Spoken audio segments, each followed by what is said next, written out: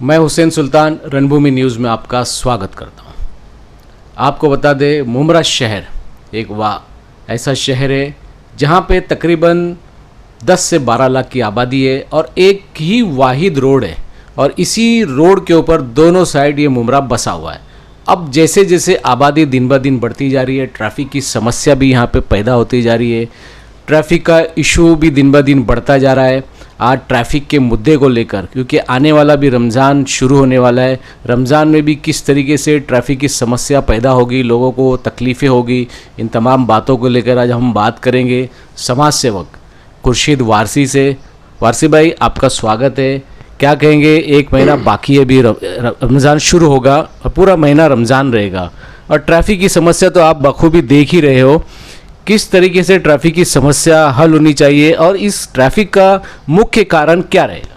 अस्सलाम वालेकुम हुसैन भाई, ट्रैफिक का जो मसला है ना, सब में पहला तो हॉकर्स का जो एक लाइन, एक आप कोई ज़माने में हम लोग जब था तो शरीफा रोड की जो सामने का जो एक बिल्डिंग थी ना, गुलाब पार्क की बिल्डिंग भी नहीं, जो अपना मेडिकल है दुबे का, उसके सामने भी नहीं, उसके बाजू वाली बिल्डिंग जो नसरुभाई मरूम ने बिल्डिंग बनाई थी, उसके सामने मच्छी वाले और कुछ भाजी तरकारी वाले लोग हैं ना, हॉकर्स, मेरे ख्याल से उतना ही गन्ने की उतनी बिल्डिंग, मतलब एक दो बिल्डिंग बस वो हॉकर्स का उस टाइम हुआ करता था। रफ्ता रफ्ता रफ्ता मतलब आज तो ऐसा हो गया है कि आप देखो तो वहाँ से स्टार्ट करो, अपना अमृतनगर से, दरगाह से आगे से स्टार्ट करो तो अब तो ये कौसा कब्रस्तान भी क्रॉस कर चुका है। और इतनी ख़तरनाक ट्रैफिक होती है कि अगर नॉर्मल कल मैं आ रहा था स्टेशन से, तो मुझको आने आने में मैं गलती से मैं बोला बीच से ही पहुंच जाऊंगा, तो अमृतनगर सिग्नल तक ही मैं फंस गया। अब मैं वहाँ से दूसरी तरफ पलटी नहीं मार सकता, लेकिन आने आने में भी मेरे को आधा घंटा लग गया। तो मैं ये परेशान था कि 4-5 दिन बचा है रमज़ान को और इतनी ख़तरनाक। और दूसरा सबसे बड़ी चीज़ क्या, हमारी प्रशासन से और हमारी टीम नजीमुल्ला भी जो जाती है, बीच में भी जो ये की थी, सबसे बड़ा मुद्दा हॉकर्स, जिसकी वजह से ट्रैफिक जाम हो रही है। दूसरा एक रिक्शा है जो इल्लीगल चलती है। कुछ तो हमने पता किया था जब भी कि लोगों के पास लाइसेंस बैज भी नहीं, रिक्शा जो चल रही है वो उनका परमिट वगैरह जो सारी चीज़ें ख़त्म भी हो गया, ऐसी भी रिक्शा चल रही है इलीगल। मेरे ख्याल से जिस तरह से हॉकर्स का है कि 1800 लोग, मगर 2000 लोग मुमरा के अंदर हॉकर्स जो लगी है, उसके अंदर मुमरा वाले शायद 300-400 लोग ही होंगे जो मुमरा की पब्लिक होगी, जिनका राशन कार्ड, आधार कार्ड होगा। और उसी तरह से रिक्शा वाले भी है जिनके पास परमिट होगी, वो भी 300-400 या 500 लोग होंगे, बाकी सब टोटल इलीगल चल रही है। दोनों का मामला इलीगल में। तो ये जो हॉकर्स आपने बताया, जो बड़े हुए, जो ऑटो रिक्शा के जो वो ड्राइवर है वो बड़े हुए, तो इसको आखिर किसने बचाया? कौन है वो लोग, कौन इसके जिम्मेदार? देखो, सबसे चीज़ तो कैसा है, कोई बचने के लिए ना प्रशासन जिम्मेदार बहुत ज़्यादा रहती है, आम आदमी को पड़ी नहीं रहती। पॉलिटिकल आदमी उठाता है ना कोई चीज़ की आवाज़, तो अपोजिशन क्या बोलती है, राजनीति कर रहा, समझे ना। अगर कोई भी इस चीज़ को मुद्दा उठाता है तो बोले कुछ ना कुछ उसका मुफाद ढूंढ रहा, पब्लिक का कम हम, इसके लिए सक्सेस नहीं हो पाते। इसके प्रशासन को पता है कि ना हॉकर्स इतनी कहाँ से आके बैठ रही है। पहली फुर्सत में मेरा एक मतलब ऐसा सोचना है, मैं सोच रहा था कि हॉकर्स बिठा रहे और उसके यूनियन के प्रेसिडेंट भी बन रहे, यूनियन भी बना रहे। पहले एक हुआ करती थी राजीव गांधी योजना, उससे पहले हमारे जैनुद्दीन चोकले साहब की वो एक ही यूनियन थी, जिसको उसके बाद में शायद सत्तार चाचा चला रहे थे, फिर अभी मेरे ख्याल से इरशाद चला रहा है। ऐसे कम से कम 5 से 7 यूनियन बन गई, समझे ना। तो ये पहली बात तो मैं समझ रहा हूँ कि ये यूनियन जो बना करके रोडों पे ला कर, ये प्रशासन या कोई डिपार्टमेंट को ये दिख रहा नहीं कि ये यूनियन भी इलीगल तरीके से बन करके बिठा रही ना जगह पे, तो कुछ ना कुछ तो ये कार्रवाई इलीगल जो यूनियन बना रहे ना उन पे होना चाहिए पहला, ताकि ये हॉकर्स को बिठाने का काम तो वो कर रहे हैं ना। खुर्शीद भाई, अभी आपने बताया यूनियन अब 5-6-7 बन गई है, यूनियन तो बन रही है, वो लोग अपने लोगों को बिठा भी रहे हैं, लेकिन टीएमसी प्रशासन बराबर जो रोड से लोग को 20 रुपया 30 रुपया लेना चाहिए, वो प्रशासन टीएमसी बराबर ले रहा है। भाई कैसा है, प्रशासन तो मैं बोला ना, प्रशासन सब में बड़ा फेलियर, जिम्मेदार। और प्रशासन तो वो 20 रुपया पौती सुबह से लेके 30 रुपया पौती, ये तो प्रशासन ले रहा। और जो यूनियन और जो हॉकर्स को बिठा रहे, वो बोलते हम तो पब्लिक का काम करें। मेरे को तो नहीं लगता कहीं पब्लिक का काम करने के लिए इतना अगर जद्दोजहद करते तो शायद उनके लिए एक हॉकर्स बनी थी, शरद पवार साहब ने उसका उद्घाटन किए थे, हॉकर्स जोन बना था। तो वो जोन में देखो काफ़ी जगह हम लोग खुद देखते हैं कि ये हॉकर से ना, मुमरा अभी अमृतनगर से ही वहाँ से आ रही थी पब्लिक, खड़ी गाँव से भी लोग आ रहे थे यहाँ मार्केटिंग के लिए। आज तो हमारी मुमरा की हॉकर्स के मतलब मार्केट के अंदर बाहर से भी लोग खरीदार करने आ रहे। तो हम ये सोच रहे कि यार पब्लिक वहाँ तक अमृतनगर में है तो एक रूट पे जाके खरीद लेंगे। अगर यही सोचते कि ये मार्केट वहाँ होती तो मुमरा की ये पब्लिक भी वहाँ जाके खरीदती थी, समझे ना। बेनिफिट ये होता था कि जो 500 600 700 लोग हॉकर्स बैठी या 1000 बैठे होंगे, ये रोड जो है मुश्किल से मेरे ख्याल से अभी 8 10 12 फीट के अंदर ही पब्लिक दोनों चल रही है, उसमें गाड़ी भी यहाँ चल रही है, उसी में पब्लिक भी चल रही है। कल मैं तनवर नगर का ये यहाँ देखा, उसमें कचरे का ना 2 वो लगा हुआ है डस्टबिन, और डस्टबिन के ऊपर भी कपड़ा डाल के बैठ करके बैठे। कुछ लोग तो बाइक खड़ा करके उसके ऊपर भी माल रख के बेचते हैं। देखो सबसे बड़ी चीज़ है ना हुसैन भाई, हॉकर्स को अपन जब बोल सकते गलत, उनकी ताकत नहीं है बैठने के लिए, वो खुद से नहीं बैठते, उनको बिठाया जाता है। या तो जो लोग उनसे, मैं नहीं, ऐसा लोगों का कहना है कि कुछ हफ्ताखोर भी है, वो हॉकर्स माफिया है, माफिया है एक हिसाब से देखा जाए तो। इन लोग नहीं, जब तक मैं बता ना, लगाम इन पे लगना चाहिए, लगाम है ना इन पे लगना चाहिए, इनके ऊपर एफआईआर बनना चाहिए, इनके ऊपर प्रशासन ने केस करके इनके ऊपर सजा देंगे ना। तो कहीं ना कहीं जो अभी हॉकर्स माफिया की बात बताए, तो कहीं ना कहीं ऐसे लोगों को किसी ना किसी राजनीतिक पार्टी का एक सपोर्ट भी रहता है। 100% है हुसैन भाई, नहीं तो आप जितने भी यूनियन के देखेंगे ना, जहाँ तक कहीं ना कहीं किसी न किसी राजनीतिक दल से उनका है ही, और बाकायदा उनके बैनर्स उनके नेताओं के साथ, उनकी पार्टी के साथ लगते ही रहते हैं ना। जब पार्टी ऐसे लोगों को ही सपोर्ट करेगी तो कहाँ शहर की समस्या हल होगी फिर। देखो कैसा है, हम सबसे ज़्यादा कोशिश हमारी टीम नजीमुल्ला और हम लोग ये कर रहे हैं कि ट्रैफिक क्लियर होना चाहिए। और हमने हॉकर्स के लिए भी डिमांड की थी कि इनको बसाओ, कहीं सही ढंग से इनको दी जाए। अभी हमारे आमदार साहब बोले थे हैंगिंग मार्केट आ जाती तो शायद ये बेचारे हॉकर्स यहाँ रोडों पे नहीं बैठते थे। अभी हॉकर जोन की आपने बात की है खुर्शीद भाई, अगर हॉकर जोन मिल भी जाता है तो उसकी कैपेसिटी कितनी होगी, 500 600 700, लेकिन शहर में इस वक्त 2 से 3 हज़ार हॉकर्स रोड पे है।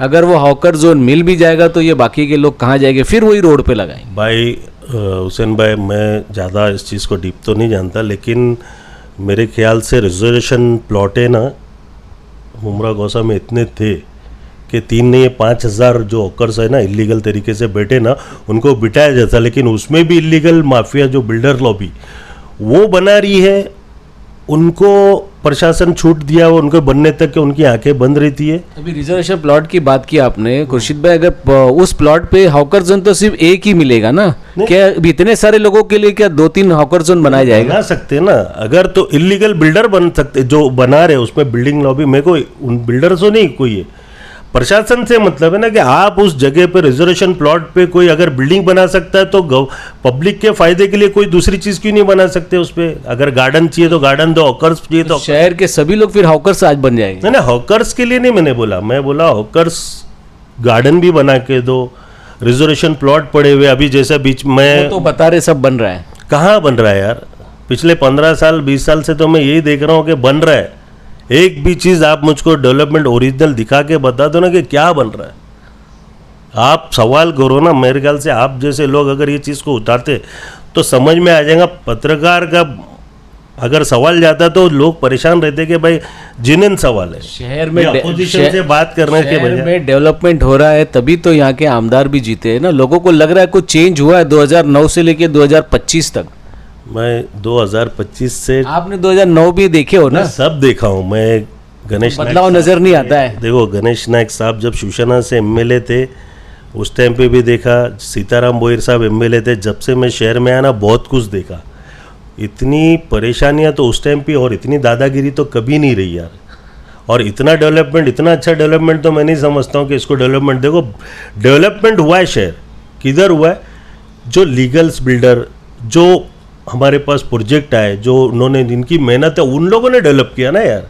अब कहीं डेवलप होता है कोई चीज़ को तो प्रशासन को उस जगह पे रोड देना पड़ता है, सारी चीज़ें की सुविधा देनी पड़ती है। इतने जो बिल्डिंगें बन रही है, लीगल से प्रोजेक्ट आ रहे हैं, प्रोजेक्ट आया है, प्रोजेक्ट के लिए वो सारी चीज़ें फैसिलिटी दी गई है, समझे ना? के लिए। हाँ, फिर दूसरी चीज़ बताओ मेरे को, कौन सा साफ सुथरा काम हुआ? एक शहर में मार्केट कौन से ज़माने से हॉकर्स वहीं बसा हुआ है, उनको हॉकर जोन बनाने के बाद में भी उन्हीं के लोगों के ऊपर वो, आप अगर इस चीज़ को निकालेंगे ना तो मेरे को लगता है हॉकर जोन के अंदर जो गाले हैं ना, वो ज़्यादातर नगर सेवक और नगर सेवक के ड्राइवरों के नाम पे मिलेंगे आपको।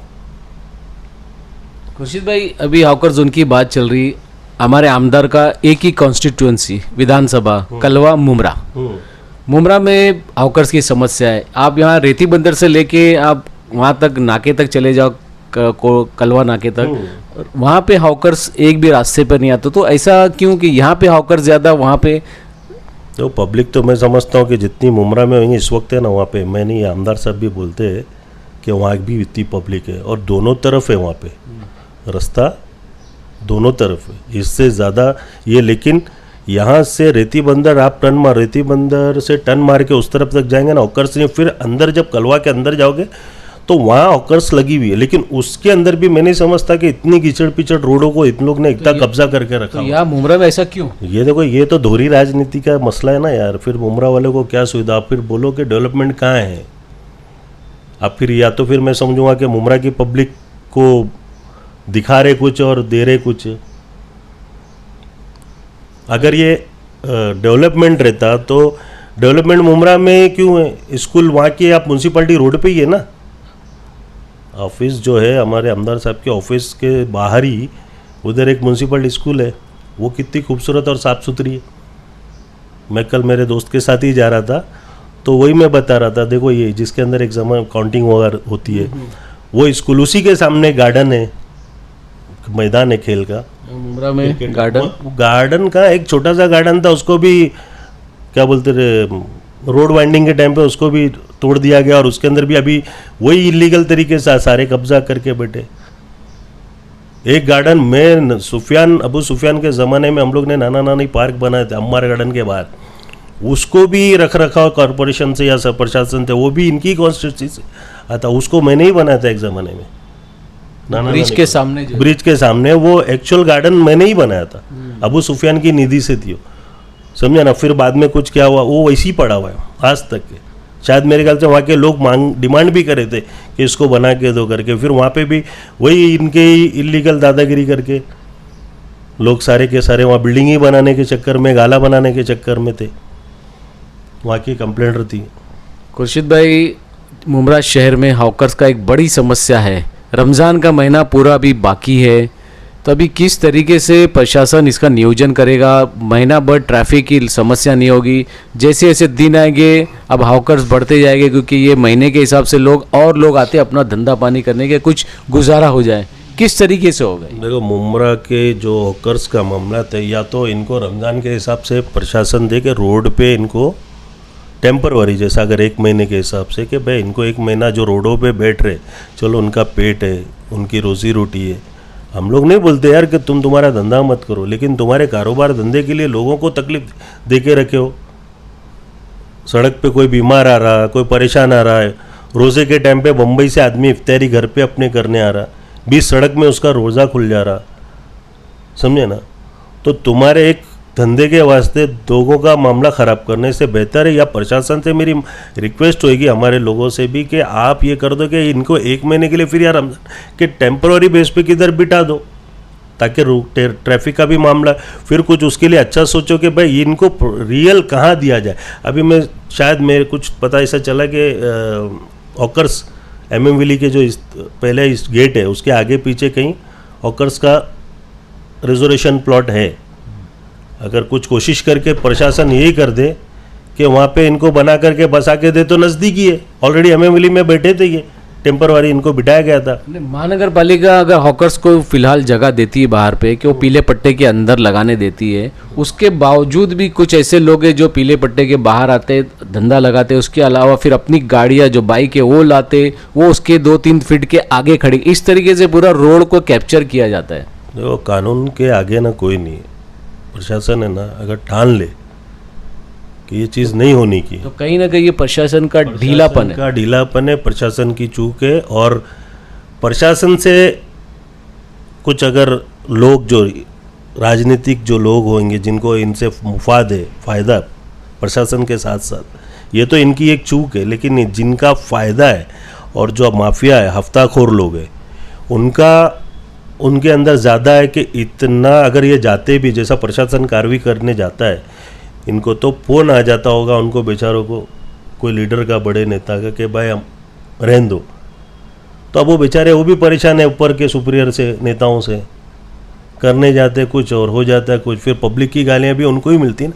प्रशासन की चूक ये कि वो नेताओं की बात को सुन लेते, समझे ना, वो हफ्ताखोरों की, या शायद उनका कुछ तालमेल हो, मैं ज़्यादा तो खुल के ये चीज़ नहीं हो सकता है, ऐसा मैं बोल रहा हूँ, समझे ना। जैसे जैसे भी रमज़ान करीब आता है, रमज़ान के दिन जाते हैं, उसके बाद फिर एक नया ट्रेंड मुमरा में शुरू हो जाता है कि वो जो ख़रीदारी के लिए जो गाले लिए जाते हैं, रास्ते पर गाले बांधे जाते हैं, वो उसको लेकर क्या कहेंगे? भाई बंधना तो अभी से शुरू हो गया, आप देखेंगे यहाँ पे एकदम परफेक्ट बाकड़े बन जा रही हैं, डीसीबी इसके सॉरी सेंट्रल बैंक के सामने, बड़ौदा के सामने, ये क्या नाम है अपना, तनवर नगर पेट्रोल, किस्मत कॉलोनी से, वहाँ सारे बाकायदा उनके बाकड़े बन चुके। और मतलब ये रमज़ान जाने के बाद में भी वही बताया ना कि पीला पट्टा मार के देने के बाद में भी कि आप इसके अंदर रहो, बाइक लगा रहे, फिर ये लगा रहे, ये तो परमानेंट रहेगा। ये बनाने वाले तो अपने ही लोग हैं, फिर प्रशासन को इसका जिम्मेदार क्यों मान रहे हैं? जिम्मेदारी इसलिए कि प्रशासन उनकी सुन रही है, उनकी बातों को रख रही है, नहीं सुने अगर बोला ना जिद पर आ गई प्रशासन अपने आप पे, उनको नहीं बिठाना है, नहीं कार्रवाई करना, तो वो नेताओं की भी नहीं सुने।